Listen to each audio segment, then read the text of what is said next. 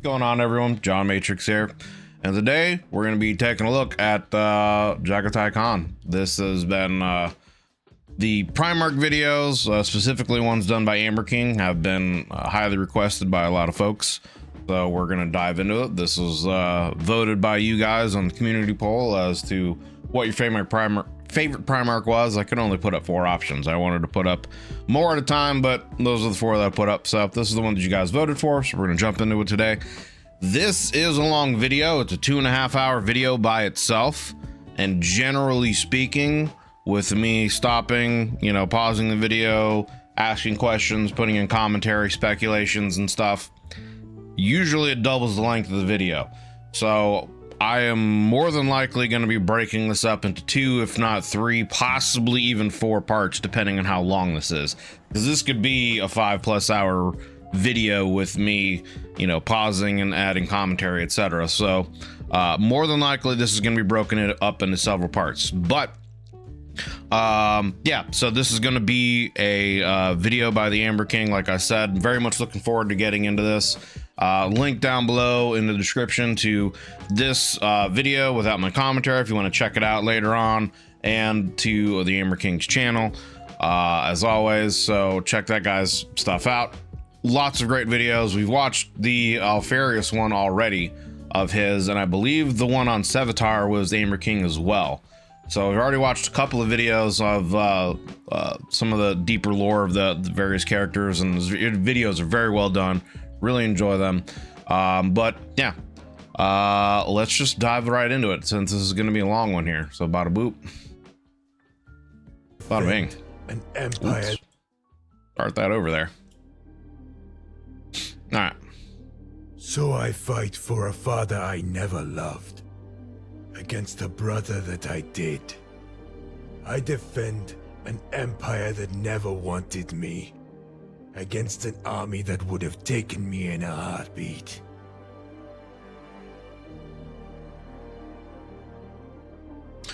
Okay, so Jaghatai Khan, the Warhawk, voiced by Curtis Cooper.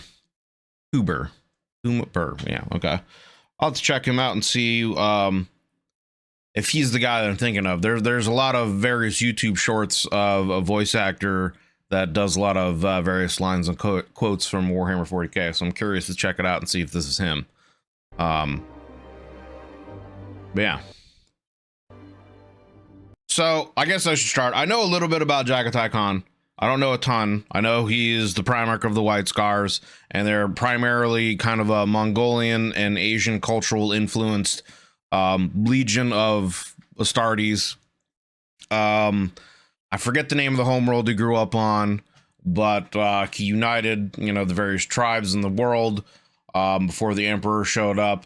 I know the Emperor showed up and, as the Emperor always does, basically said, you're either going to follow me or die, which is interesting because that's pretty much the same thing he did with all the other warlords of the world that he had grew up on. He united the various tribes and said, you're either going to follow me or die. So with knowing what was going to happen, he said he requested to the Emperor that he would come along as long as he left his homeworld intact and wasn't influenced at all by the Imperium in any kind of way.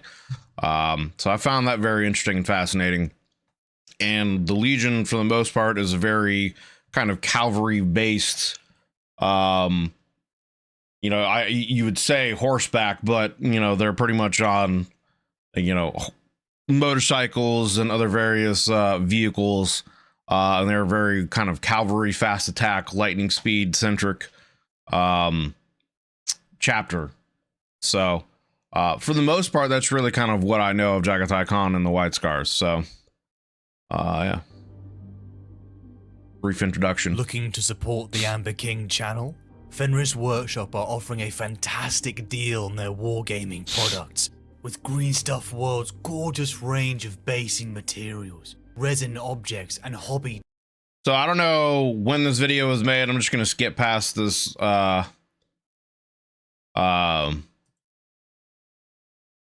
advertisement real quick. I don't know how old that was, but this is a long video, so I want to get into it. But needless to say, go check out the Amber King's channel. If you really want to support him, check out any of his sponsorship stuff. and see if any of that would interest you. If you want to purchase any things for minis, etc., support the guy. He puts a lot of effort into his videos, and he definitely deserves it. So definitely go over there, check him out. At the very least you can do, you can give him a sub in his channel, watch him in his videos, give him some likes, etc., etc. But for now, let's get into it. Chogoris, that's the name of the planet. Hey, I wonder how I remembered it. Oh my goodness.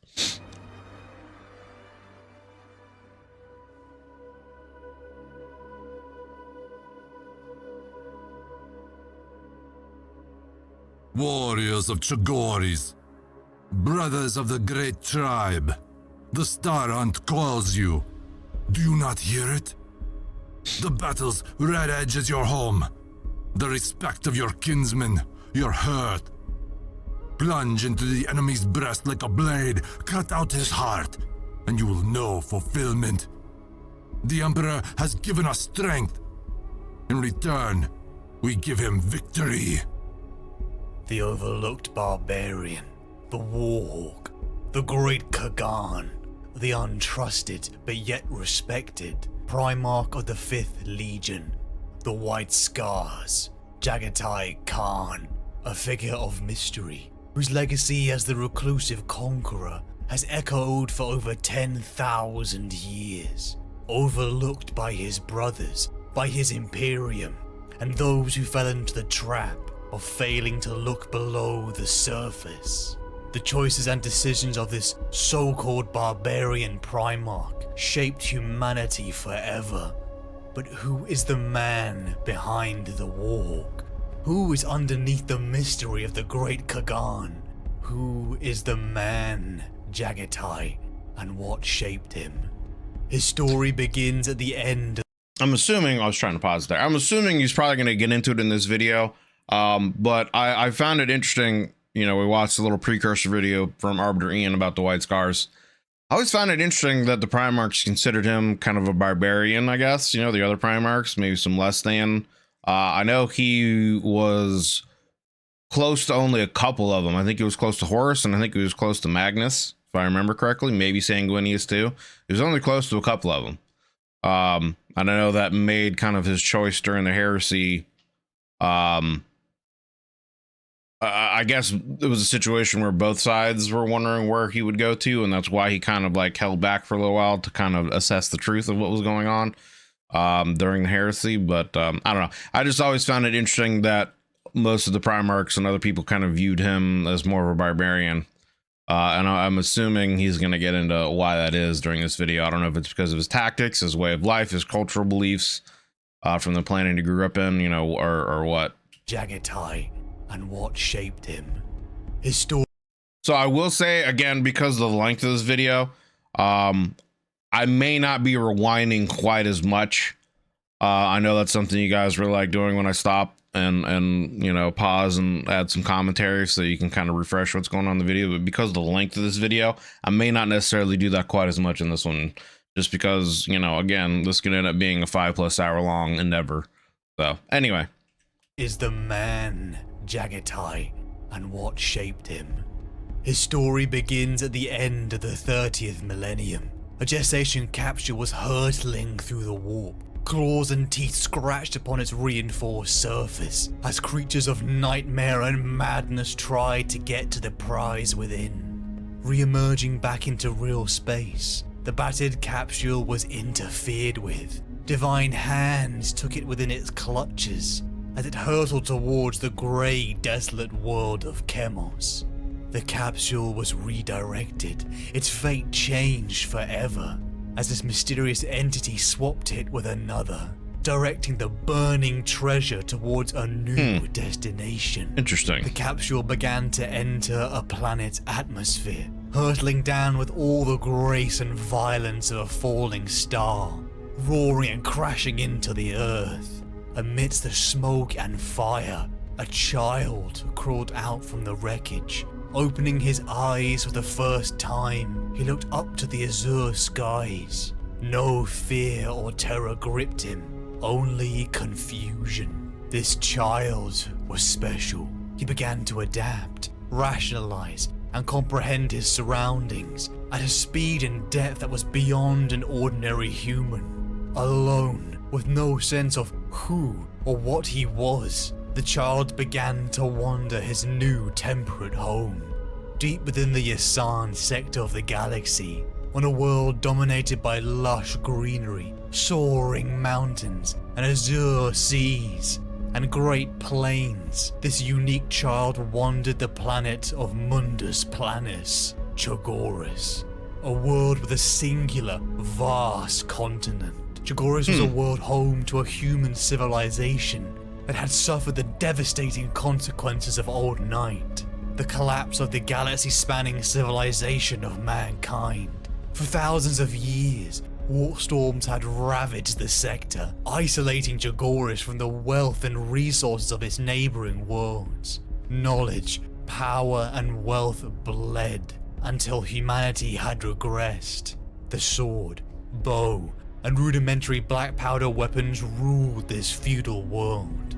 It would be to the far west, deep inside the vast steppe lands known as the Empty Quarter, that the child began to roam. At the banks of the Kuon River, the young boy caught his first glimpses of humanity. He saw a tribalistic people, his superhuman mind registering their weapons, their horses, all the information he could gather, but yet distinctly lacking an understanding of the people he was looking at. So I'm curious, if anyone knows if there is an answer to this question or not. What age was there a specific age that all the primarchs were when they were kind of ejected out? Were primarchs different in various ages? Most of them I get, were young, but like how young exactly? Were they teenagers? Were they, kids? Were they preteens, kind of a situation? Because I'm just curious to get the idea of what age the primarchs in general were when they landed on their various planets, and just to give more of an idea of kind of from their perspective of the, what they would have to do to survive, and that I don't know. I'm just curious to know what age they were and what they kind of would have been through and how that would have affected, essentially their upbringing. Yeah. Anyway, so let's move on. Ong Khan, the leader of his Talskar tribe, stared back at the seemingly helpless boy, and he knew immediately there was something different about him. His very presence inspired awe, but because yeah, I mean, that would be the thing is like, if you're a native to whatever planet and you find this child of, young age of some sort, I would assume teenage would probably be like the oldest one of the primarchs would be, and they're able to do these various incredible things. It wouldn't surprise me if a lot of these primarchs, even from a young age, would be considered, I don't know, maybe like even demigods, the worlds they landed on for their abilities, their strength, maybe their psychic powers, etc., etc. So that's why I'm curious, if there is a general age range of what they were, and how that would affect them and the natives of whatever world they would have landed on. Anyway. Different about him. His very presence inspired awe, but most distinctly was there fire in his eyes. Ong Khan declared that this child was a gift from the gods, and he took in this young boy, giving him shelter, food, a family, and a name, Jaghatai. The Talskar shared everything with Jaghatai. He was taught everything of their ways, their lifestyles, and the morality of tribal life. Honor to the tribe, honor to the land, and honor to the Storm Seers, the Zadrin Aga, the shamans who guided and preserved the traditions of the tribe, as well as being an invaluable advisor in the matters of the gods and the powers bestowed upon them, and the lessons of control, lest the Yaksha, the demons, punish your pride and arrogance. Now I wonder if by demons does he actually mean chaos demons, or if they're like using demons as like a metaphor, like would be in various cultural mythologies. I'm curious. Hello. The Yaksha, the demons, punish your pride and arrogance. The young Jaghatai began to grow quickly. Even his intellect and strength was progressing so fast, he would best even the adults in combat and match and even outwit the wisdom of the Storm Seers. Jaghatai learned everything his people could give him, but most importantly was their spirit. On horseback, roaming the vast plains, the azure skies above, the sun on his face, feeling the adrenaline flowing as the wind hit his face. Hunting, fighting off rival tribes, drinking the fermented milks and wine of his people. It was freedom, uncaged. That sensation of staring at a sunset, feeling in tune with the world. What would you give for that feeling? Jaghatai was special. His strength, his intellect, his ability to understand and adapt was frightening. Even being in his presence for the first time was overwhelming. But behind this prominent form was a young boy who pondered. Rival steppe tribes began to fear him because of this seemingly superhuman warrior who began to preach and talk what was beyond the constant warfare that dominated life on the steppes. The young Talskar warrior sent from the gods was a figure of awe and a conjurer of jealousy. But Jaghatai's fast-paced, freedom-filled existence wouldn't last, and it would soon change forever. His father, On Khan, was dead, killed by the Talskar's rivals, the hated Crusade tribe. A rage so apocalyptic in its release gripped Jaghatai. He screamed for vengeance. The young man, barely a few years old, but at the same height of his elders, gathered his people. As the greatest Talskar warrior, he'd led them to war, attacking the Crusade tribe and razing it to the ground, killing every man, woman, and child in a cacophony of swift, brutal vengeance, taking the Crusade's Khan's head and mounting it upon his tent, as the Talskars swore fealty to their new leader, Jaghatai Khan. This brutality of tribal life was the other side to all that he loved about it. The vengeance was complete, tribal honor restored, but as the anger began to fade, the quiet, pondering boy was not happy. It was a waste, this pointless inner tribal conflicts. The spirit of Chogoris was within him. He loved to fight. He loved the rush of the wind. They all did. The people of the steppe. They were brothers, all of them. Perhaps it was a philosophy created in his superhuman mind, or perhaps it was in the blood. Jaghatai Khan and his Talskars rode out, clashing with the other warring tribes. A combination of the brilliant strategies and exceptional prowess of Jaghatai broke their enemies. One by one, they were all defeated. The tribes of Helun, the Kilhan, Hauljar, Sezjak, and the High Zur, all at the feet of this new Khan, did not find death, but they were welcomed like brothers, absorbed into Jaghatai's family, welcomed as Talskars, a fate unheard of in the millennia of brutal tribal warfare.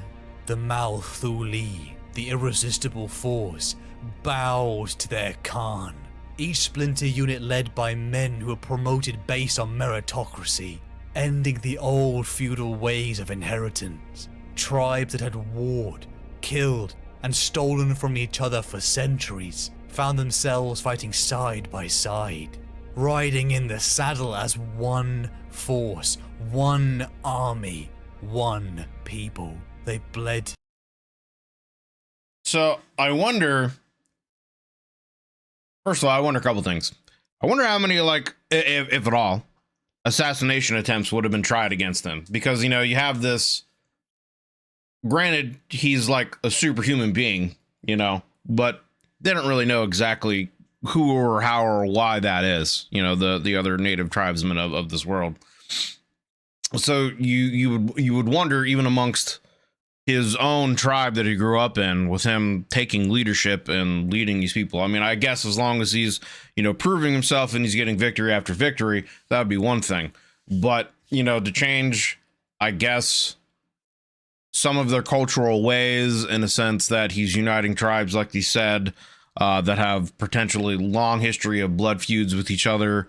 Now they're fighting side by side. I wonder how many people wouldn't really jive with that, and how many assassination attempts he would have had against them, how many challenges he would have had against them, etc., and how exactly, like, how difficult that really would have been for him, or if it was just simply that his prowess as a warrior and a leader and a tactician was so great that the other tribes just feared him and really had no other choice but to just fall in line or be obliterated. So it's interesting, and I wonder how much of this, of his historical background, actually mimics any of the Khans, the real life, Genghis, Kublai, etc.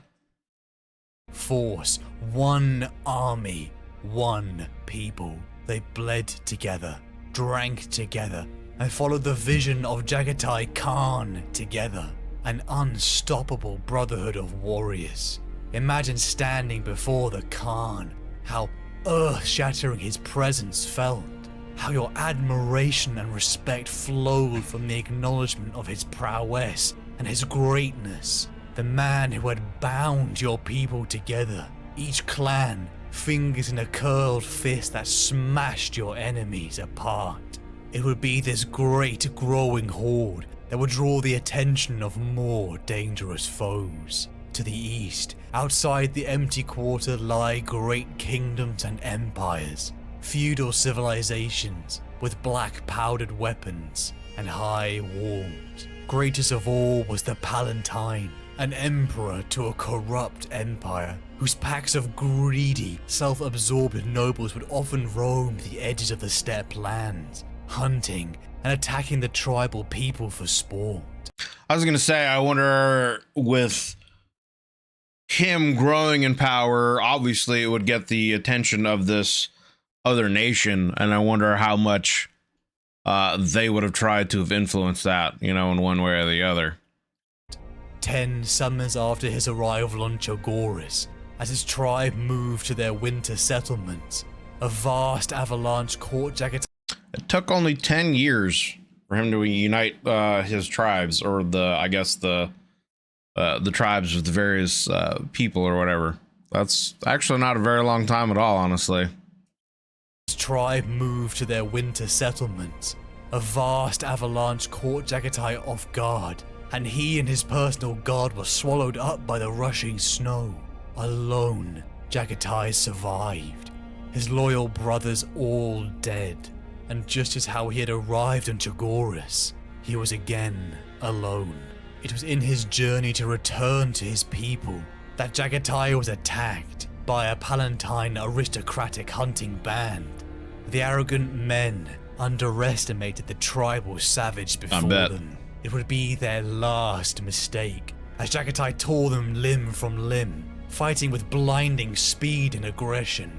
One lone survivor returned, bearing a note from Jaghatai, declaring that the people of the steppes were no longer the Palatine's toys, alongside the severed head of a man who was the Palatine's very own son. The enraged Emperor of the East assembled. That's one way to start a war. But can you imagine being the Palatine guys and having a group, a troop of people going out there? You see one man, you think, hey, yeah, this is going to be an easy, person to kill or, take, and, we can, sell them for slavery or whatever their culture would have done with the enemy at the time, and have this one man just tear your entire troop apart, let alone the emperor, the Palatine emperor's son. That's how you start wars right there. Own son. The enraged Emperor of the East assembled an enormous force. Men clad in heavy steel with guns marched to Jaghatai's home. but found not a pathetic gathering of tribes in simple girds, but a well-disciplined, motivated horde. The Mathuli strode out, and utilizing the speed of an entire mounted force, they tore the armored warriors apart, showering arrows as if the very heavens rained death. The force was utterly annihilated. The men of the East had tried to destroy them, their homes, their culture, their way of life, but Jaghatai wouldn't let that happen. In the wake of this glorious victory, the superhuman young man became the Kagan, the Khan of Khans of the Empty Quarter, the rightful ruler of all of its people. Men such as Jaghatai Yasuge, Qin Shah, Gyu Hun, and Hasek, friends and brothers who had been by his side, followed their Kagan out of the Empty Quarter, the dust gathering at their feet as they set out to conquer the world. Kingdoms and empires over decades began to fall. Cities would look out to find this disciplined horde outside their gates. They were offered one chance to surrender or be destroyed. The example of that refusal was a warning others dared not to repeat. Each king and emperor he slew, Jaghatai became more and more disgusted with them. How fat, lazy, and corrupted they had become. The obscene displays of wealth, the utter weakness of it all. Great cities, towering structures, temples, and very kingdoms fell.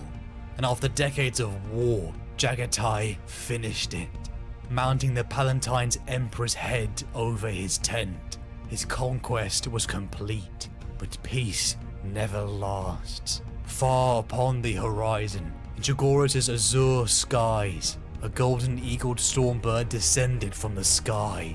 Jaghatai's life was about to change forever.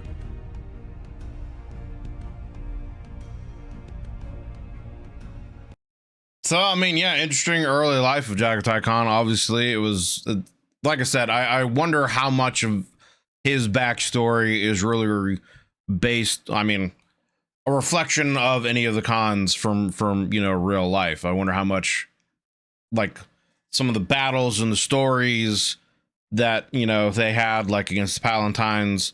I assume the Palatines were more of a European type culture, which is what, you know, happened to the Mongols as they spread, you know, to the west,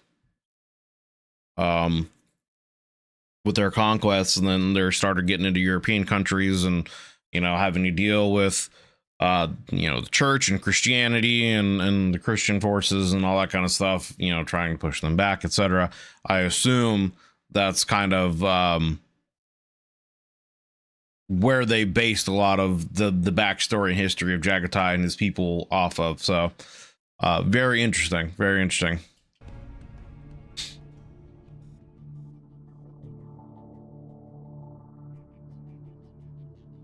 When explanations are hard to produce, lie after lie comes shining through. Truth gets locked away for reasons only known to yourself. Truth may hurt, but the lie hurts more. One lie to cover another. What was the first lie? Can you remember? So much hurt, and too many lies. What's the truth? Will I ever know? Can I ever separate the two? The Khan remained static, like one of those age-darkened statues that stalked the shadows of that place. He saw rows of them against the far wall, each cowled and bearing a staff, mirror images of the living fossil that addressed him now. I have conquest in my blood, The primarch said. I have always hungered for it. Only now I know that you planted the desire there. You made me as an instrument of your own designs. We are all instruments. Except for him. Oh no, very much him. The Sigillite placed his thin hands together. Listen, I understand the problem. You are monarchs of your worlds, and now we ask you to fight for this one. You were never given the tutelage we had planned, and so the wrench is sudden. If we could postpone the Crusade for 100 years in order to prepare you adequately, we would do so, but we cannot. For we race against the closing door of fate. All must be gathered in. But remember this, you are a son of terror. You were made here. I was made on Chogoris. The Sigillite smiled. I should put that keening self-pity behind you if you wish to earn the allegiance of your new army. The Khan turned on him, unclasping his arms as if he wished to draw his blade. It is all a lie. He said fervently. Every part of it. Will be burning their temples and executing their priests in return for 1,000,000 worlds. All as ignorant as beasts. Is that what you wanted? It is necessary. We could tell them the truth. Do not be foolish. The Khan's lips curled in disgust. So much contempt for your own species. Yes, contempt. Snapped the Sigillite. If you had seen what I have seen, watched what a human may become when left alone in the dark, you would share it. He collected himself. You were lucky, Jaghatai. Your world was no Caliban. We tell you of old night and you barely believe us, but that is not how most places were. The lie is noble. It is there to protect, to guard, not to deceive, for they are not ready. The Khan turned away, stalking further into the shadows. There were other tombs there, smooth with age, the names on the surfaces impossible to read. I have heard this before. The Primarch said. There were empires on my homeworld that offered freedom to their slave castes, but only when they were ready. That moment, strangely enough, never came. In the end, they had to take it for themselves, to die for it. Even then, there were some who said the day had come too soon. He looked back at the Sigillite. The truth will come out. You won't be able to hold the blindfold in place, and once it slips, the fury of those you deceived will be limitless. Very interesting back and forth. I kind of want to, I was waiting for a time where I could pause it in between this back and forth here. I kind of want to actually go back and listen through this a little bit again and kind of pause and make some comments, but it's very interesting. It seems that I want to say it almost seems like, I don't know. I want to go back and listen through this again so I can make proper comments on this here. In statue, the Khan remained static, like one of those age-darkened statues that stalked the shadows of that place. He saw rows of them against the far wall, each cowled and bearing a staff, mirror images of the living fossil that addressed him now. I have conquest in my blood, the Primarch said. I have always hungered for it. Only now I know that you planted the desire there. You made me as an instrument of your own designs. We are all instruments. Except for him. Oh no, very much him. So that obviously seems to be in reference to the Emperor, which I find very interesting that he even considers the Emperor an instrument of some sort. To what end, you know, who knows? But he seems like Jaghatai obviously is a very intelligent person and is not under any kind of delusions as to what he is and that he is a tool. And I would assume that probably also influences and why he's probably a little bit more recluse. Because if you were created like he was, and you come to the realization that you were created and that you are an instrument, specifically one of conquest, and then you obviously have to beg the question is, when that conquest is over, what happens to you? What happens to these tools and weapons? What kind of place do you have? So I would assume that's probably where some of his disdain or contempt would come from in this conversation, but let's go on a little bit more here. The Sigillite placed his thin hands together. Listen, I understand the problem. You are monarchs of your worlds, and now we ask you to fight for this one. You were never given the tutelage we had planned, and so the wrench is sudden. If we could postpone the Crusade for 100 years in order to prepare you adequately, we would do so, but we cannot. And that right there is very interesting to me too, because obviously it's a question that I brought up a lot in my videos, is if the Primarchs had been brought up properly with the Emperor and Malcador here, how different would things have been? And it also is interesting to me, you know, I assume this is a direct quote from Malcador, with him saying that they just don't have the time. And I wonder what that is referring to. You know, he and the Emperor obviously know more than what they're letting on, and maybe, you know, I'm just starting to read the books, so I'm very much in the dark about some of these things. So I don't know if some of this has been information that, you know, we as the audience know, but I'm just not privy to yet. But why that is, what, you know, it sounds like there's a ticking, you know, time bomb, so to speak, here on what's happening with the Great Crusade and why it was rushed, you know, essentially. Yeah, I don't know. I'm curious to know more about that, you know, why things had to be done at a specific time and they couldn't actually take the time to, I guess, educate the Primarchs properly on what was going on and what the Crusade was about, and the real reason behind the Crusade. For we race against the closing door of fate. All must be gathered in. But remember this, you are a son of terror. You were made here. I was made on Chogoris. The Sigillite smiled. I should put that keening self-pity behind you if you wish to earn the allegiance of your new army. The Khan turned on him, unclasping his arms as if he wished to draw his blade. It is all a lie. He said fervently. Every part of it. Will be burning their temples and executing their priests in return for 1,000,000 worlds. All as ignorant as beasts. Is that what you wanted? It is necessary. We could tell them the truth. Do not be foolish. The Khan's lips curled and... So I'm wondering what truth they're talking about here.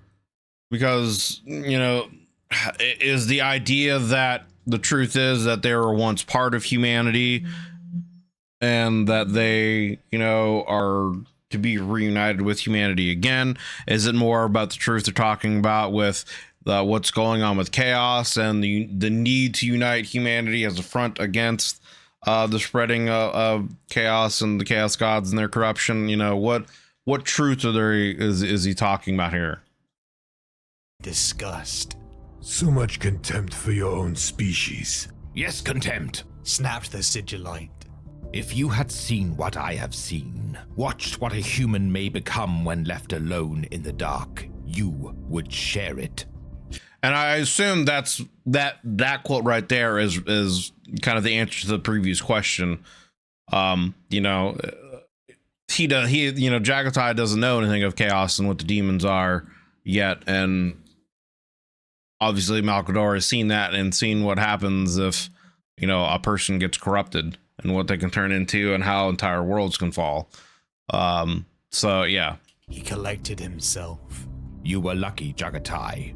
Your world was no Caliban. We tell you of old night and you barely believe us, but that is not how most places were. The lie is noble. It is there to protect, to guard, not to deceive, for they are not ready. The Khan turned away, stalking further into the shadows. There were other tombs there, smooth with age. The names on the surface is impossible to read.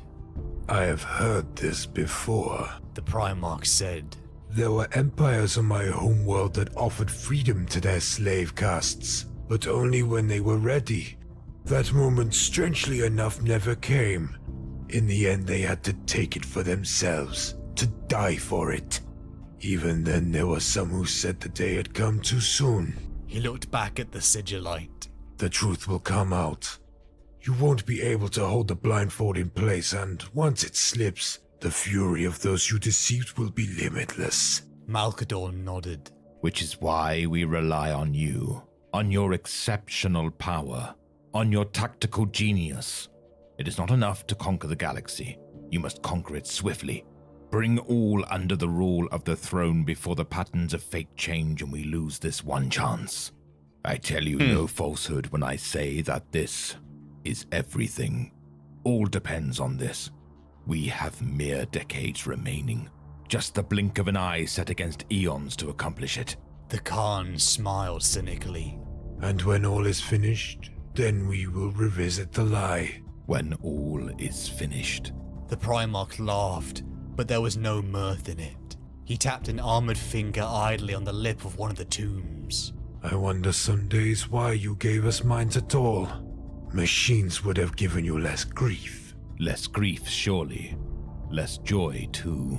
Malkador sighed. Interesting. And wrapped his cloak tighter around his whip-thin body. You have found it hard to understand your father.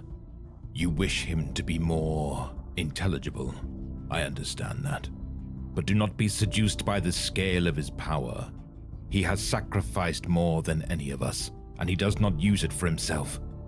A man may pursue a single goal and become the master of that endeavor, only to find himself weakened in all other pursuits. The Emperor battles daily with forces beyond understanding, yet you expect him to retain a mortal sympathy. The Sigillite shook his head. He walks the paths of eternity. Be thankful he is able to converse with you at all. I really like that little quote there. Let's listen to that again. He does not use it for his intended hard to understand. Cloak tighter around his whip-thin body. You have found it hard to understand your father. You wish him to be more intelligible. I understand that. But do not be seduced by the scale of his power. He has sacrificed more than any of us, and he does not use it for himself. A man may pursue a single goal and become the master of that endeavor, only to find himself weakened in all other pursuits. The Emperor battles daily with forces beyond understanding, yet you expect him to retain a mortal sympathy. Yeah, that right there. The whole, you know, the quote of pursuing one goal and becoming the master of it weakens you in every other endeavor, and the quote of him battling forces daily beyond normal comprehension. I mean, really, I hadn't really kind of thought about that before with the Emperor's like psychic powers and how attuned he is. Like, yeah, he must be constantly, you know, being assaulted psychically. At least you would think, especially after the I guess supposed deal he made. I don't know if it's true or if it's a theory that he, you know, made some kind of deal with one or all of the Chaos Gods in order to create the Primarchs using some of the powers of the warp to forge them. And so because of that, you know, he might just be constantly being assaulted by them and having to stave that off. So, I mean, yeah, he's constantly fighting that off while doing all the things he's supposed to be doing. It's very interesting. You know, it's very interesting to think of. The Sigillite shook his head. He walks the paths of eternity.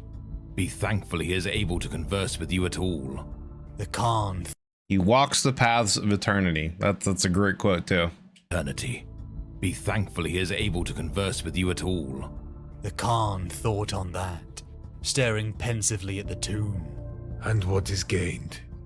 If we lose, what are we? What victory is that? The only one possible, said Malkador.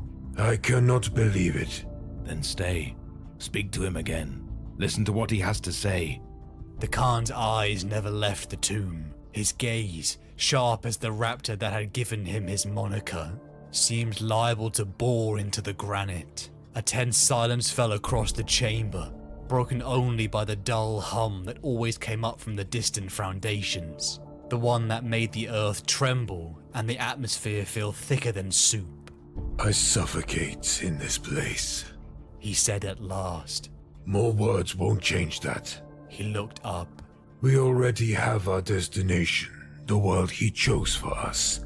There are enemies I will gladly slay for you. Perhaps when the hunt is underway and I have prey under my blades, I will see the truth of what you say.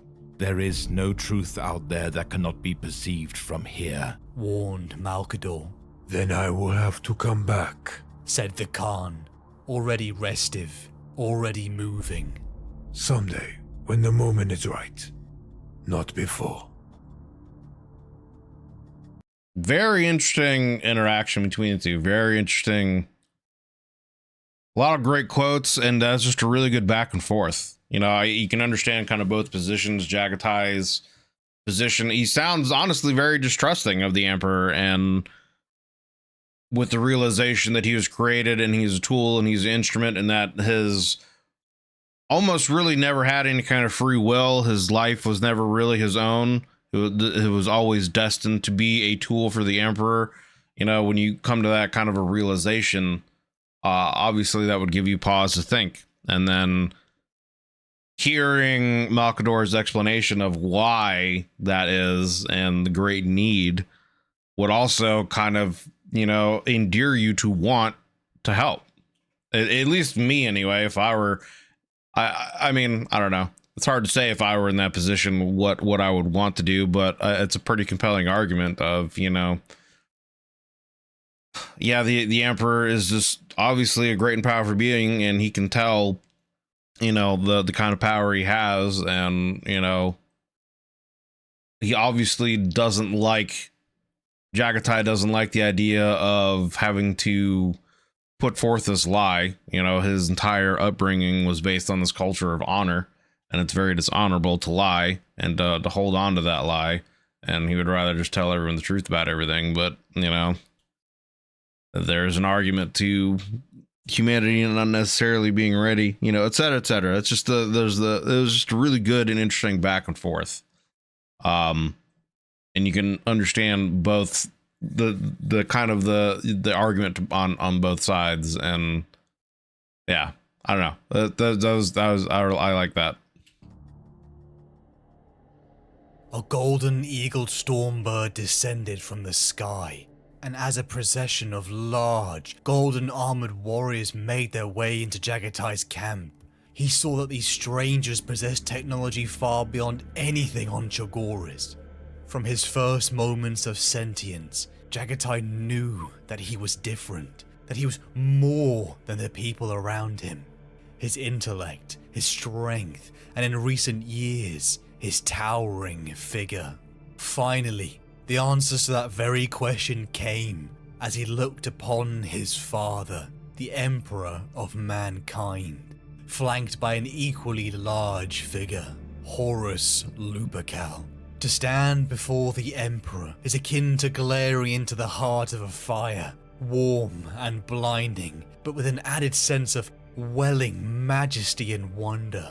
Such perfection, such soul-wrenching glory, it would move you to tears.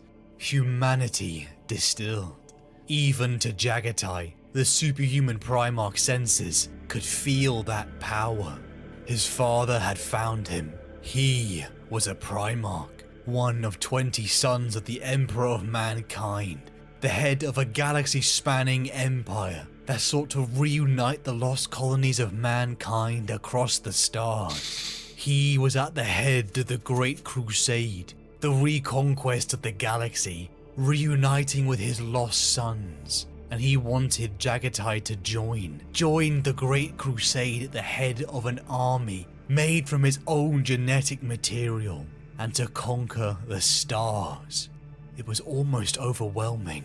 But Jaghatai did not follow in the footsteps that millions had done before him. He did not throw himself at the feet of this new overlord. Just how he had done throughout his youth, that brilliant mind began to ponder. His father before him, arrayed with technology that surpassed anything that he had dreamt of. That very technology could transform his world. Also the chance of conquest in the stars, an almost dream offer to a Chogorian. But yet he was an emperor. Jaghatai had seen many kings and emperors, all tyrants who eventually became corrupt and complacent. And perhaps worse of all, was there really a choice? What would happen if Chogoris was left in hands that only cared for its compliance? Jaghatai knelt before the Emperor, and swore his fealty, the pragmatic choice, the lesser evil. The work began immediately. A call was sent out across the stars for the 5th Legion to reunite its splinter forces. Their Primarch had been found. The Adeptus Astartes, superhuman warriors created with the meshing of gene seed grown from Jaghatai's own genetic material. Faster, stronger, larger, and more resilient than any mortal man. As a legion gathered in the skies above Chogoris, the transformation began below. Jaghatai Yasuge, Quinn Shah, Gyu Hun, and Hasek, brothers to Jaghatai who had been by his side since the beginning, volunteered to undergo the transformation into Astartes. Many of the friends and Chogorian soldiers loyal to Jaghatai would not survive this process. The success rate for adults was low, and the pain was at the very threshold of human tolerance. But such was their devotion and loyalty to their Khan that thousands endured it. As the 5th Legion, the Star Hunters gathered to Chogoris, and the recruitment of Chogorian Astartes began, Jaghatai, Jaghatai Yasuge, Quinn Shah, and Hasek headed to Terra, the capital of the growing Imperium of Man. The Imperium. And I wonder, like, honestly, what... Like, you gotta think about the kind of culture shock of that, living on a world, growing up on a world, essentially a feudal world, where you're riding, your daily life is riding on horseback, fighting, hunting, etc., etc. Now you're on spaceships and you head to the homeworld of humanity, which has, you know, trillions of populations. It's nothing but a giant city, essentially. There's no animal life. There's no nature, from what I understand. You know, just the kind of culture shock that would honestly be too for people like that. Imperial capital of the growing Imperium of Man. The imperial tide of the Imperium must have been shocking to men who had at most seen stone walls around feudal cities. The smog, the towering structures, the immense overcrowding. This was what Jaghatai had to protect his people from. Face to face with the Emperor and his right hand Malkador, Jaghatai's discomfort grew into outrage. He was asked to be more than a conqueror. He was asked to be an arbiter of a philosophy that challenged the fundamentals of who he and his people were. The imperial truth. It was a lie to claim that the universe was an ordered, rational place, an atheistic society, that things beyond human understanding lived within the warp was a lie. We'll be burning their temples and executing their priests in return for 1,000,000 worlds, all as ignorant beasts. Is that what you wanted? Truth may hurt, but the lie hurts more. That very so-called lie was integral to who he and the people of Chogoris were. Their Zadrin Aga, the Stormseers, drew upon that very power of the warp, guided and molded their people by it. It was a power they accepted, put boundaries on, and warded themselves against. That's interesting. So through their culture, they grew up or developed using the warp, put their own boundaries and restrictions on how to use the warp so that they didn't get corrupted. That's fascinating. That's yeah. Jaghatai never lied to his people, never like the emperors and kings on Chogoris had done. He had seen its costs as kingdoms fell. The truth will come out. You won't be able to hold the blindfold in place, and once it slips, the fury of those you have deceived will be limitless. It was complicated to serve his father, to bow to an emperor, to conquer the stars and reunite humanity, but burn their churches in the name of a lie. It was the way that they had made him, questioning, pondering, honest. Suffering from the confinement, Jaghatai and his son set out for Chogoris. One day the lies would be revisited, but for now, conquest awaited. Interesting.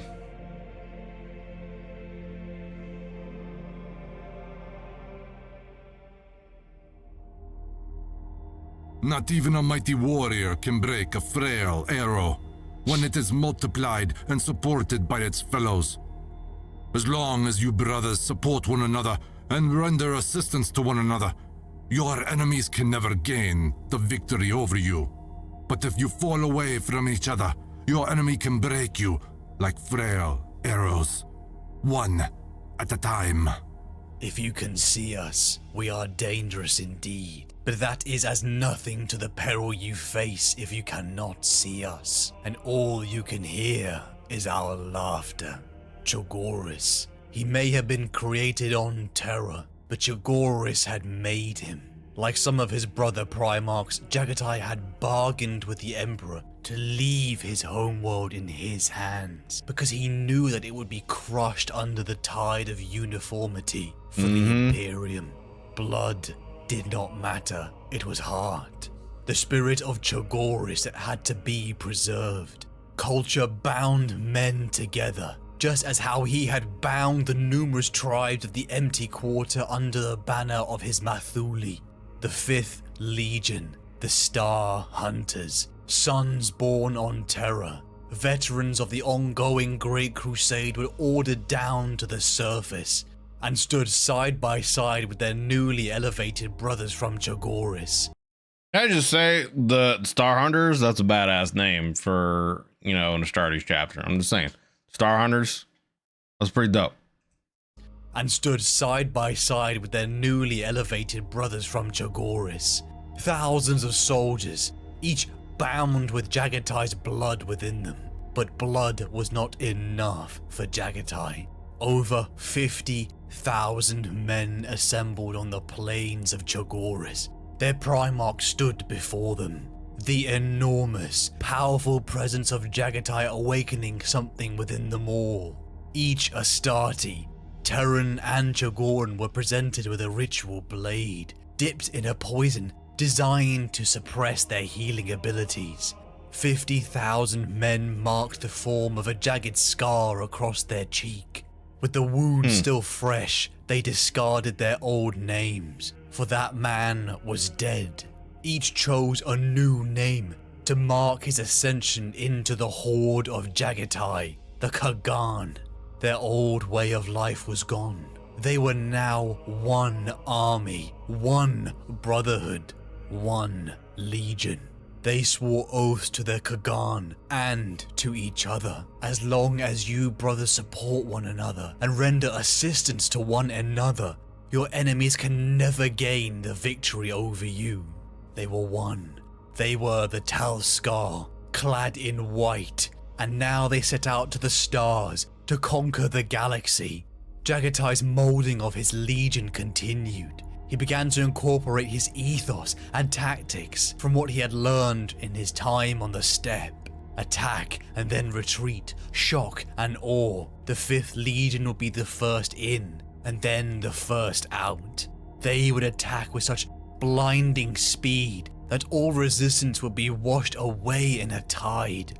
World upon world would find this enormous, looming force blacken their skies, only to realize in their horror that they were already under assault, as a wave of superhuman warriors, clad in gleaming white armor, with an enormous figure leading them, would smash them apart.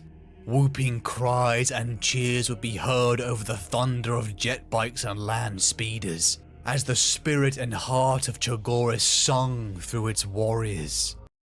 So, I mean, the one thing that I would have to say would be like, there's got to be some worlds where obviously their tactics of, you know, using their vehicles and their speed just wouldn't work. You know, if they're on some kind of giant hive world in these massive cities where everything's condensed, you wouldn't be able to do anything like that. But, you know, I would assume their numbers and just their battle prowess as Astartes would make up for a lot of that. You know what I mean? But it would be interesting to see how they would have to change up a lot of their tactics when their vehicle combat wasn't necessarily advantageous or just outright not, you know, something they could do. As the spirit and heart of Chogoris sung through its warriors, even their weapons and armor was adapted to fit their way of war. The Legion's colossal naval ships were modified to Jaghatai's own specifications. He had been but a mere tribal warrior before. The bow and warhorse were his tools, but his mind had soaked in the complexity of the Imperium's technologies to a level where he could adapt it. And I mean, yeah, that would be the other thing too. Yeah, going from horseback and bow to all these various other technologies, how would you be able to adapt those technologies to fit the tactics that you're used to and you enjoy using?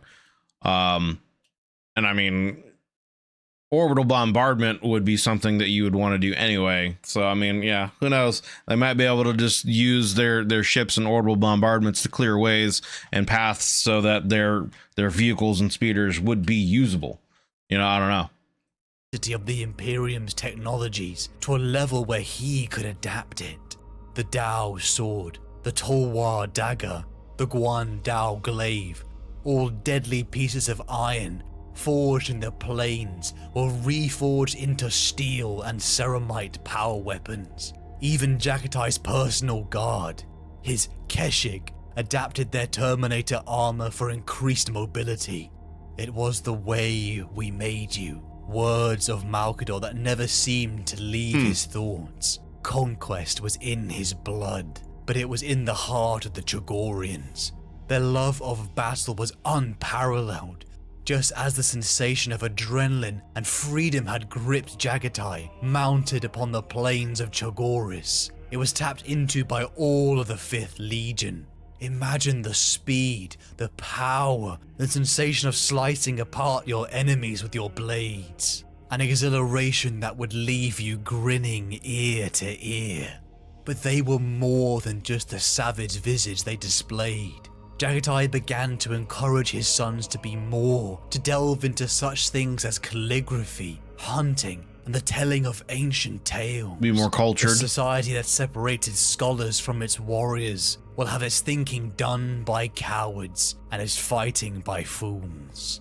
The 5th Legion fully joined the Great Crusade, with Jaghatai Yasuge, Qin Shah, Gyu Hun, and Hasek by his side. He disagreed with his father on the fate of humanity, about lying to them, so he distanced himself from it. Yep. He would follow his own path. The 5th Legion began to disperse. Like an uncurling hand, the fingers outstretched to spread their grip on the stars. Each unit led by a son Jaghatai trusted completely. The 5th Legion... It almost feels like it would be a situation for Jaghatai where he would want to get out there and get the Crusades done as quickly as possible so that the lie could be revealed, so that, you know, they could get past this and I guess get past the dishonor, probably, because I would think in his mind, obviously, it's going against his core beliefs. So yeah, I don't know. It feels like that's what he's trying to do. He's separated himself from a lot of the other primarchs and from the emperor, but is, you know, bound to the emperor in that he has to go out and do this or he's going to be destroyed and his people are going to be destroyed. So yeah, it seems like he just wants to go out and get this done as soon as possible so that they can get past this. Interesting. Led by a son Jaghatai trusted completely, the 5th Legion spread from war zone to war zone, utilizing their lightning-fast raid tactics to overwhelm the horrifying Xenos and non-compliant colonies of mankind. They begun to conquer at such frightening speed they even outpaced Imperial reinforcements. And coincidentally, the delegation sent directly from the Imperial Palace. The greater the distance from terror and its influence, the more free Jaghatai felt. It did not matter if he received less glory. less praise from his father, his legion, his culture, and his way of life mattered more. They became a rumor, a legion who were gone before you could understand or interact with them. They were the superhumans, clad in white, bearing scars on their cheeks, speaking in their strange tongue. They were the White Scars.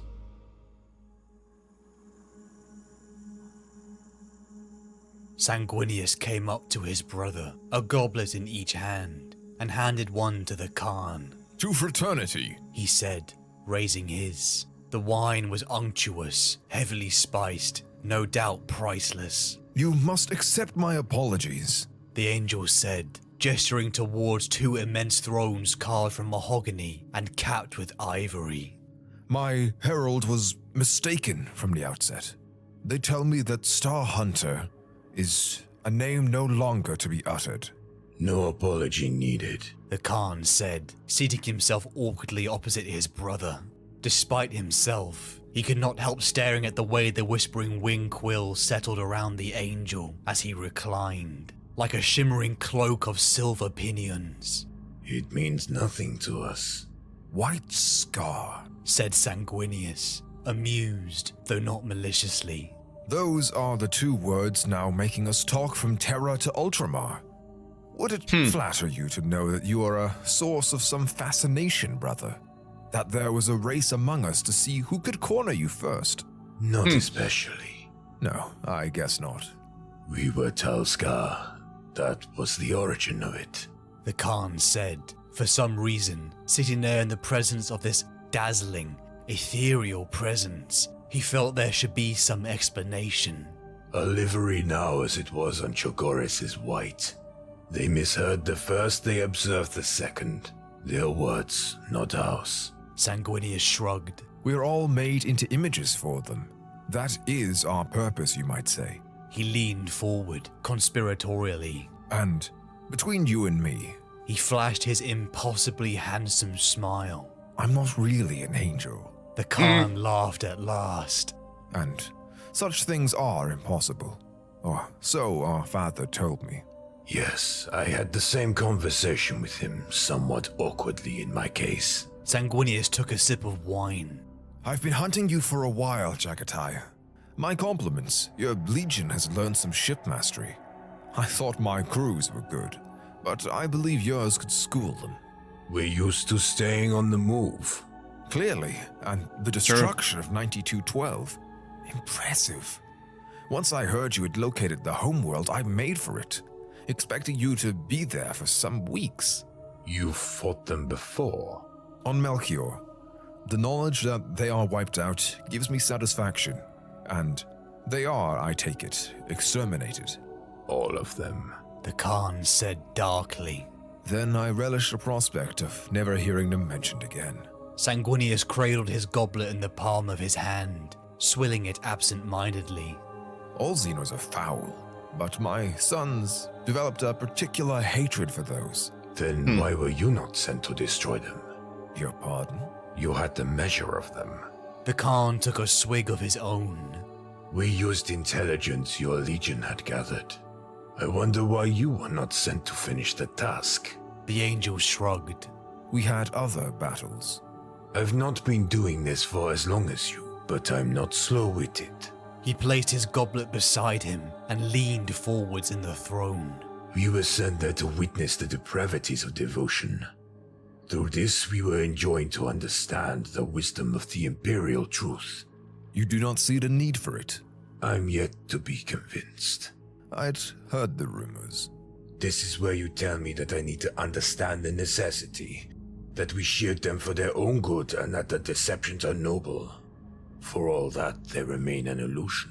Sanguinius said nothing for a while. He looked at his brother thoughtfully, the last of his smile dying away. You have psychers in your legion. He said at last. Of course. A librarius. Of a kind. Then that is already a refutation. The angel said. The populace can believe our powers are bounded by science. Even our generals, if they want to. We know it isn't.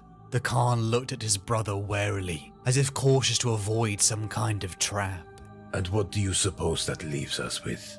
I will not debate with you of gods and monsters. The angel said. But the Psyker cannot be avoided. Already there are those among us who wish to see them banished, shut away or blunted, lest they unlock something fouler within us. Those voices are growing stronger. Despite what you may believe, my wayward brother, the throne listens to its sons. One day, if we are careless, we will lose all these things, and then we will be the ones at fault, for we did nothing. The Khan looked skeptical.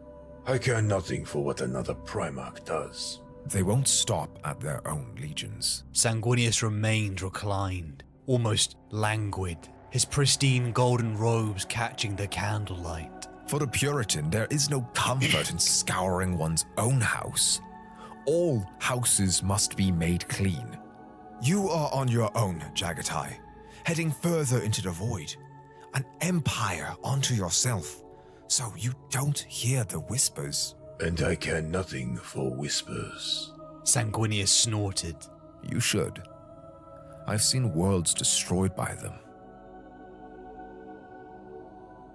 Interesting interaction between the two of them. There really wasn't much to kind of like pause and really comment out, during that whole back and forth between the two of them. And there really isn't kind of anything to really comment on about that conversation between the two of them, other than I guess Sanguinius is trying to get the point across to him that he needs to pay more attention to what's going on around him, other than just blindly pushing forward without care. Trying to think of what else from that conversation there is to kind of glean or comment out. Can't really think of anything off the top of my head from what they kind of went back and forth for. Anyway, we'll move on. All right, so now we're starting to get into the actual Great Crusade here. Stop me, good people. Don't you see my temper is running away with me? Help, Master Common Sense. Are you afraid? Good Mistress Prudence, come to my aid. Stop me, Conscience. Stop me, I pray. My temper is running away. Dear Brother Kindness, snatch after the reins. Help, or my temper will dash out my brains. Help, or I'll get a terrible fall. Help, shame, caution, love, wisdom and all. I've never desired fellowship with any of you. Do not take that as pride, more like necessity. I find obligation to others difficult. Fraternity, all alone on Chogoris. Jaghatai had seen that he was different from his people. He was more than just a mortal man. With the coming of the Emperor, that idea of being unique had changed forever. 20 primarchs, brothers, crafted from the Emperor's own genetic material. Superhumans destined to be the generals of the Great Crusade, reuniting humanity under one banner. As the decades passed in his service to the Imperium, it was inevitable that his paths would cross with one of them, a brother, an equal. Horus had been there on Chogoris. The sight of him must have been intriguing. Just to be in his presence, you could feel his charisma shine. Horus saw beneath the facade of the savage, seeing the cunning, quiet intelligence. More interactions came over the decades. Sanguinius, Primarch of the Blood Angels, was an encounter hard to forget. His warming face, his ethereal presence, something made even Jaghatai, the calm and closed-off man, want to speak.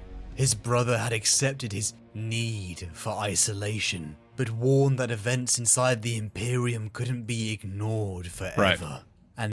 Exactly. I mean, that's pretty much what I got from that conversation, was that he needs to pay attention to things going on around him, or there's going to be consequences to that. There's other things going on in the Imperium, and him just essentially blindly pushing forward through this crusade will it could cost him in the long run, and cost him some of his brothers and his psychers, apparently. Yeah. But I mean, yeah, I would think even a Primarch, you know, when you look at someone like Sanguinius with these angelic wings and that kind of presence, even that would kind of give you pause. And, you know, Sanguinius would definitely have kind of more of a presence, I would think, just looking at him alone is yeah. Warned that events inside the Imperium couldn't be ignored forever. And then Magnus the Red, Primarch of the Thousand Suns. Both Magnus and Jaghatai's life had been shaped by sorcery. Magnus the Gifted One himself, the scholar who wielded the power of the warp to incredible heights. And Jaghatai's life on Chogoris was guided and nurtured by his Zadrin Aga, the Storm Seers, the cultural rock of his people and their traditions, philosophy, and way of life. He had been guided by Shinaz, perhaps his closest friend in the universe, his teacher and mentor, who followed him to the stars, becoming Jaghatai Yasuge. Jaghatai respected Magnus, as the two had so much in common. To his other brothers, he was a mystery, something he intended to keep that way. Fraternity was obligation, and he had always wanted to escape obligation. Walls made him feel suffocated, be they physical or mental. Even his taste was different, compared to the lavish and ornate displays that every legion seemed to display in their weaponry, their armor, and their ships. Simple stretched hides, Chogorian pelts, and humble tribal food with the choice of the Warhawk. Unlike many of his brothers, Jaghatai had truly bonded to his people. To each Primarch and Jaghatai, they'd always felt in some way removed from humanity. I guess that's probably why he would be considered less than a barbaric. You know, I guess that kind of answers that question. It's just his cultural beliefs are so ingrained in him and his way that it's just his way of life. And instead of embracing a lot of the other technologies and embellishments, he prefers a more simple way of being. And so people kind of view him as more barbaric. I could understand that. I could see where they would get that from. They were born rulers. They were saviors. They experienced the loneliness that comes from leadership, magnified by their magnanimous stature and earth-shattering presence. But to Jaghatai, he did his best to be an equal. He was the Kagan, but he never put himself beyond the scrutiny of those who served him. The Kurultai, a council where all were free to voice their thoughts as equals. A tradition born in the steppe and retained on the galactic scale. Despite being a Primarch, Jaghatai Yasuge, Quinn Shah, Gyu Hun, and Hasik were more like brothers than sons. And that to me is always something that I find interesting, that kind of dual nature in Jaghatai here, where he's very close to those he sees, you know, on his council. He sees them as brothers, the people from his home, but maybe it's just because of the imperial lie, as he says, but he doesn't want really much to do with any of the Primarchs or the Imperium. I just find that interesting. And someone who keeps himself so recluse, yet I find it just interesting, his dual nature of someone who, like, his culture is all about brotherhood, and he has very close ties to those people from his homeworld, but he doesn't want, he's keeping himself recluse from the other Primarchs and from the Emperor and from the Imperium and their ways. And it might just, again, it just could be the culture, how ingrained his culture is in him, that he is just that way. Just find it very interesting character. Shah, Gyu Hun, and Hasik were more like brothers than sons. He had them and their counsel, so he had no void in his heart to fill. They understood where the rest of the Imperium misunderstood. Even their livery of Tal Scar was lost to ignorance and disinterest. The outsiders named them White Scars because of their lack of understanding. The Fifth sailed further and further into the void of the stars, content within their own company. As more worlds came under the shadow of the White Scars, Jaghatai finally began to see more of what Malkador and the Emperor had tried to make him understand on Terra. Old Night, the collapse of humanity's spanning federation across the stars. A wound in the psyche of the civilization that remembered those frightful days. One of the justifications for the Great Crusade was to protect the future of humanity, to unify it under one banner, to protect it from a slow decay. Devoured by ourselves and the horrifying xenos that hid in the dark corners of space. Chogoris' society had collapsed millennia before, reverting to a feudal-like existence, where the scars of Old Night were forgotten. It was only within the Great Crusade did Jaghatai finally understand the horrors of what Malkador had warned of. Xenos. They were disgusting. During the emancipation of Droon, they encountered a range of horrifying creatures of barely definable form. Though all these creatures had in common bloated bodies that floated on invisible etheric tides, multiple eyes, thrashing tendrils, and the ability to unleash fearsome blasts of warp energy as they threw hordes of mind-controlled humans at them, treating humanity as if it were a thing to be controlled, like mindless slaves, a trait Jaghatai had despised in the kings and emperors on Chogoris. Perhaps the emperor was right. Humanity had to be protected from this desecration and horror. But though many Xenos made the White Scars curse their name in disgust, for others they held a different view. Orcs, the Greenskins, the hulking beasts whose love of war matched the Chogorians. Whooping cheers of High Chogoris met a screaming green tide on thousands of worlds throughout the decades of the Great Crusade. I was gonna say, I bet that would be very interesting to have those two factions meet up. The White Scars and their love of conquering, and the Orcs, you know, love of war. Like, they could go on for battles. I could see big enough going on for months, probably even years, depending on numbers, you know. To have a worthy foe was everything to them, and Jaghatai and the White Scars' blades were slick with alien blood.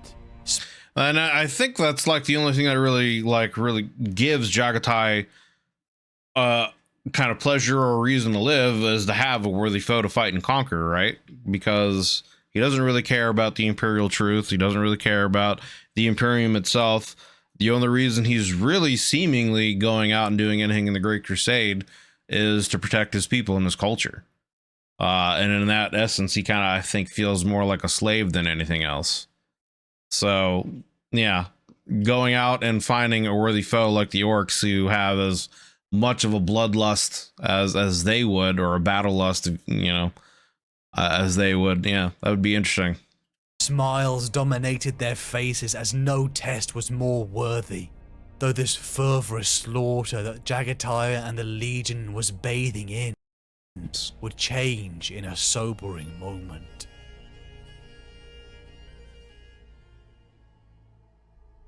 Side by side, the White Scars and the Lunar Wolves stood, cleansing another Orc horde. The campaign had been brutal, and the encirclement of the Orcs' capital had taken weeks of mind-numbingly brutal warfare. Jaghatai and his White Scars utilized their speed to break apart and disorientate the enemy's line, whilst the slow, unstoppable tide of the lunar wolves crushed the weakened and confused orcs. Encircled and flattened by a mountain's worth of bombardment, the Imperial forces prepared for the final assault. With Quinn Shah, Guyu Hun, and Hasek, and Sir Janus of the Lunar Wolves by his side, Jaghatai raced into battle, a Primarch at the forefront of an unstoppable, lightning-fast wedge. A movement he had taken from the plains and improved with the strength of Legiones Astartes. Fighting their way into the Orcs' capital, the clash began. To stand at its center, the cacophony of noise, heat, and blood would overwhelm you. Fighting with every ounce of strength and ferocity, the Orcs were being pushed back until Guyu Han Khan, one of Jaghatai's oldest friends, a man who had followed him from the plains to the stars, overextended.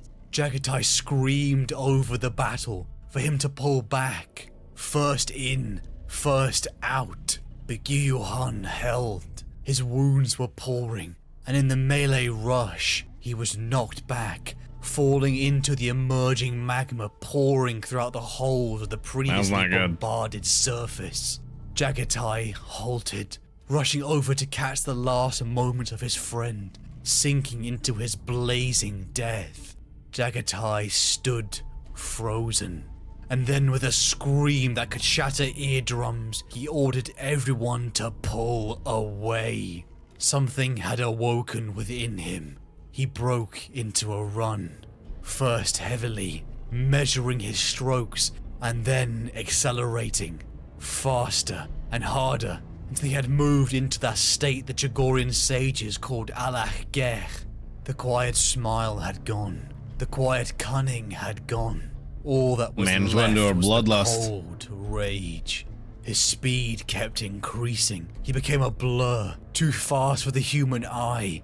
He was hidden behind a curtain of severed flesh and thrown blood.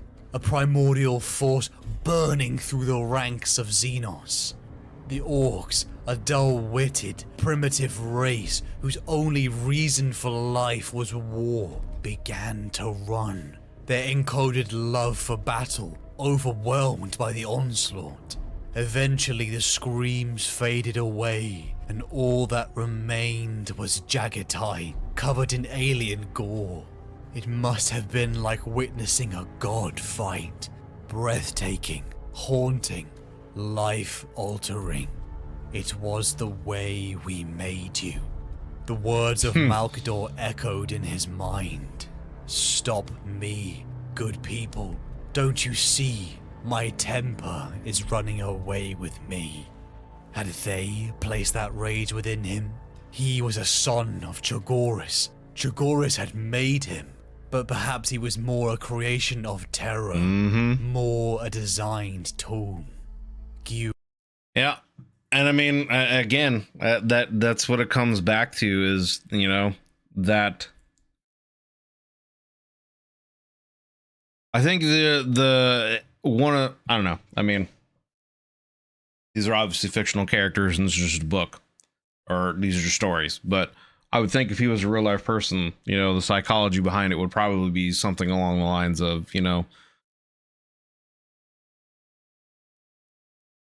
going back to the idea of him being a tool and essentially not really having the free will, you know, his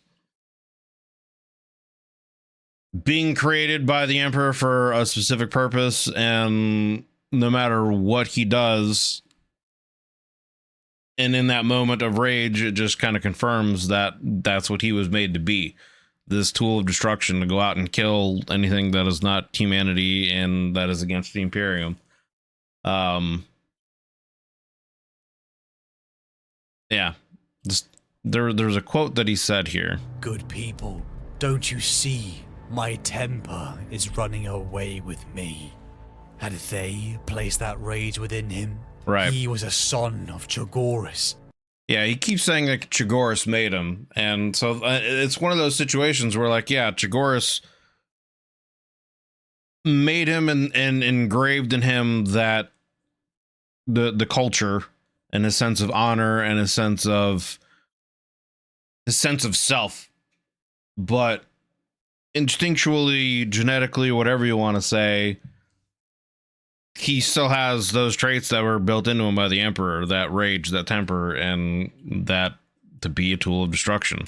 Chogoris had made him, but perhaps he was more a creation of terror, more a designed tool.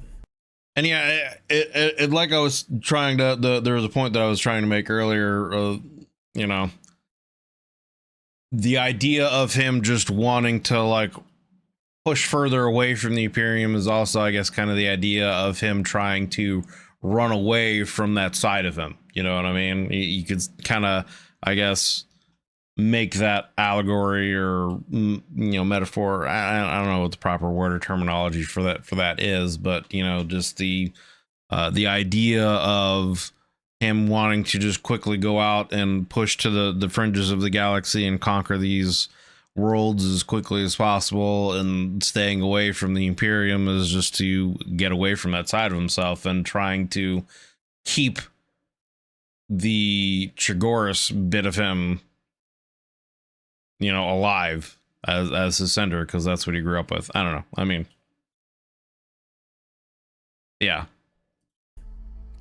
This is just me making, you know, various weird psychological speculations on a fictional character in a fictional story, you know, but yeah, I find that kind of interesting. Creation of terror, more a designed tool. Gyuhun was dead.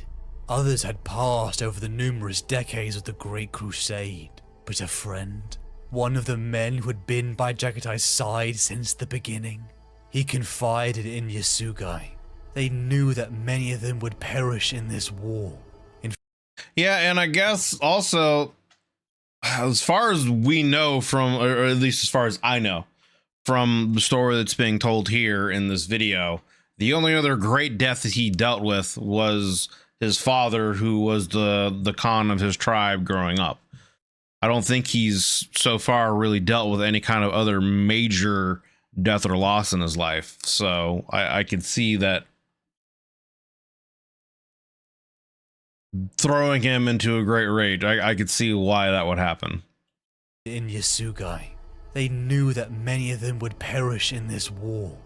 And that would honestly probably push him even further away, you know, because he might blame the Emperor and the Imperium on his friend's death because he was put out there as a tool to be used for the Imperium, and thus so as his friends, and they put him in this situation, and, you know, etc., etc. In Yasugai, they knew that many of them would perish in this war. In fact, death on the battlefield was a fate they all desired, yet the sting still hurt, even to the superhuman warriors, even to a primarch. Following the joint compliant action, Jaghatai and the Legion returned to Chogoris. Quan Zu, the Legion's fortress, built high in the Kumkatra Mountains, was the only speck of imperial influence and industrialization. Jaghatai had ensured that the people of Chogoris were left to their way of life.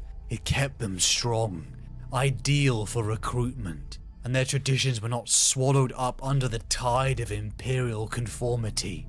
For their Kagan to return, it was a time for celebration and rest.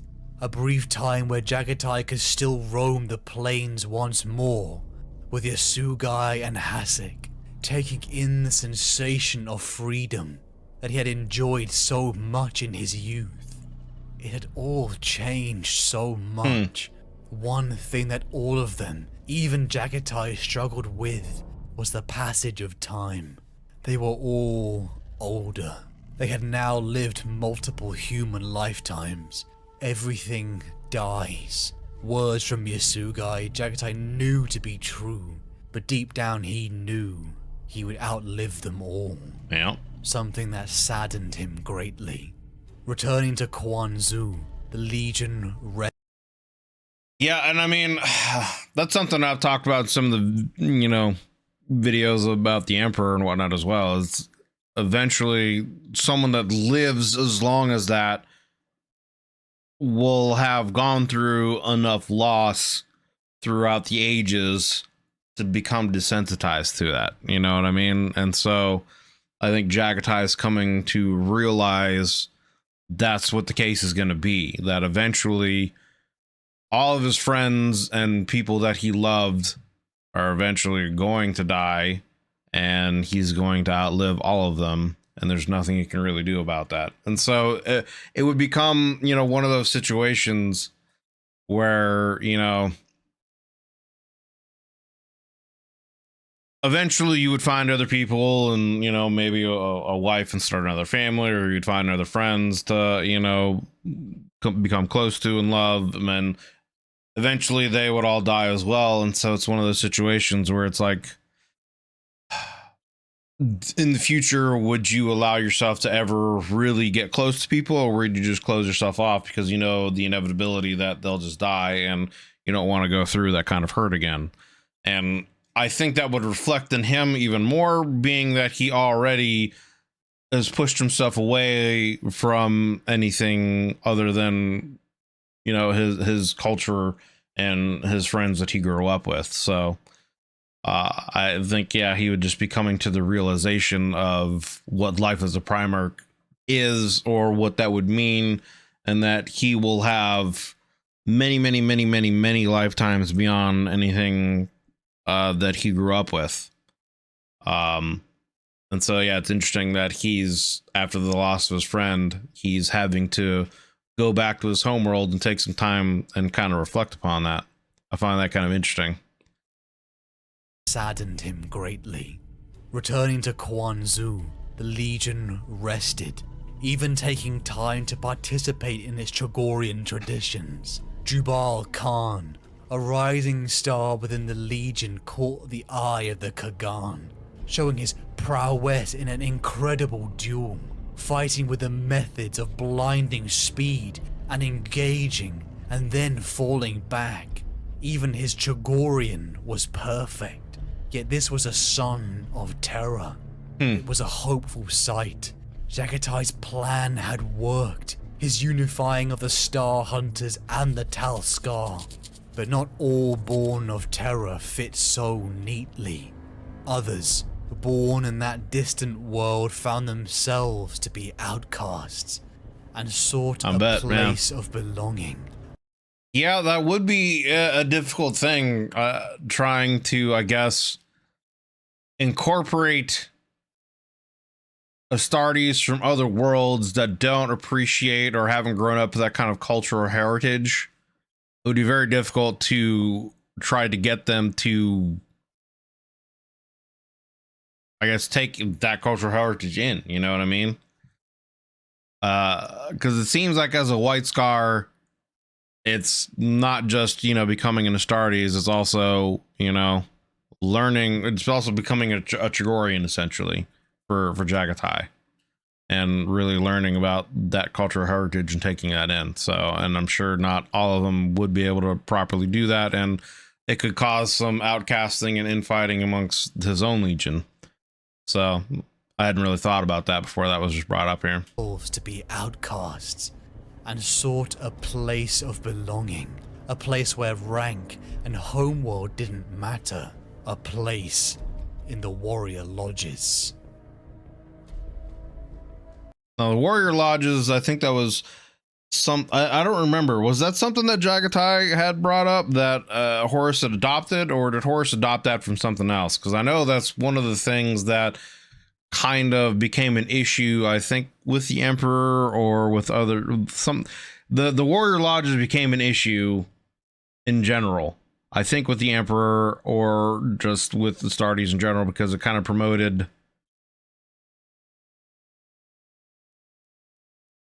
I'm trying to think of the word. Promoted, not, I don't know, like more independence, more free thinking, I guess, more ideologies outside of the Emperor's word of truth, I believe. I can't remember exactly what it is, but I know that there was an issue with the lodges that got brought up that started to cause issues in general. All right, so that's I'm gonna end video part 1 to this video here. That was like an almost an hour and 45-minute long run there, I believe, and that's just the first kind of third of the video. So we're gonna end that here with part 1. Great video so far, going into the origins of him on Chogoris and his unification of the planet, and then his introduction into the Imperium and why he was so recluse, because of his not believing in the Emperor, really trusting in the Emperor, and a lot of it because of the choice that he was really given. The choice he was given was, you know, join or die, and that's a choice that he'd been given to other leaders of his world in order to unify him. So he knew he was in a situation where he had to essentially give in to the needs of give in to the wants of another, otherwise he'd be destroyed and his people would be destroyed. But him struggling with the idea that he's just a tool of the Emperor and his destiny had always pretty much been written to be this weapon, and he never really, I think, had any kind of free will to do what he wanted to as of his own. I think that's something he kind of really had always struggled with. And then, yeah, trying to him essentially just going out and just fighting the Crusade on his own terms, keeping him and his White Scars as recluse as possible, not really interacting with the Emperor and any of the other primarchs, and just pushing out as fast as possible, conquering as fast as possible, seemingly to try to get the Crusade almost done with as quickly as possible so that they could put it behind them, and this imperial lie, as he says, you know, could be put behind everyone in the Imperium, and the truth could come out about I guess chaos and some other things, and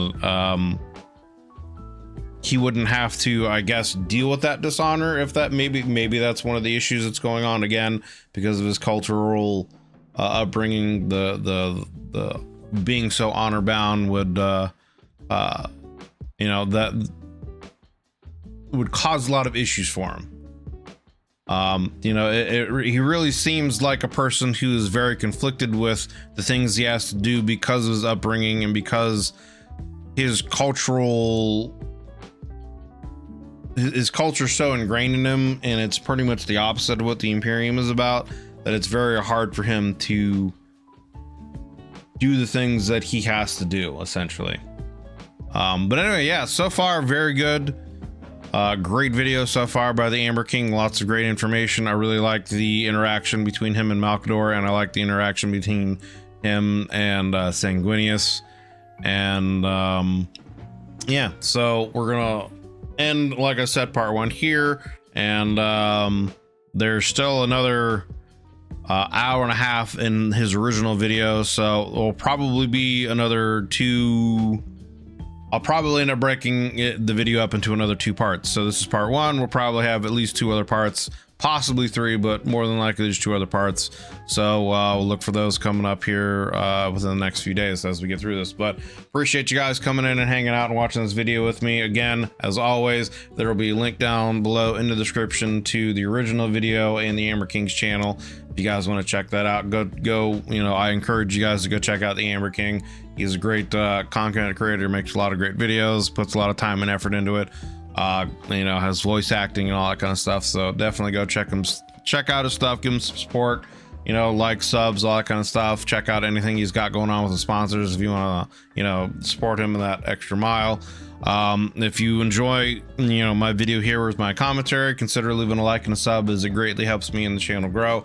If you would like to, you can hit the join button down below and look at the YouTube membership tiers and see if anything would interest you.